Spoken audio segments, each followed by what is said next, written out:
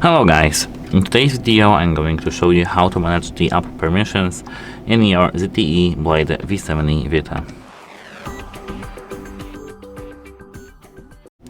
The first thing that you need to do is to open the settings.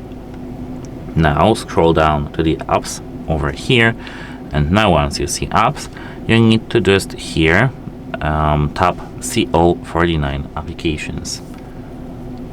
Now here, if you want to modify one's permissions, tap the app, here tap permissions, and now as you can see we do have this allowed and not allowed.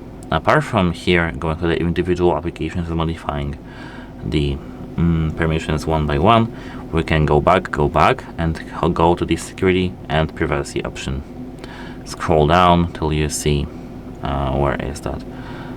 Here, more security and privacy.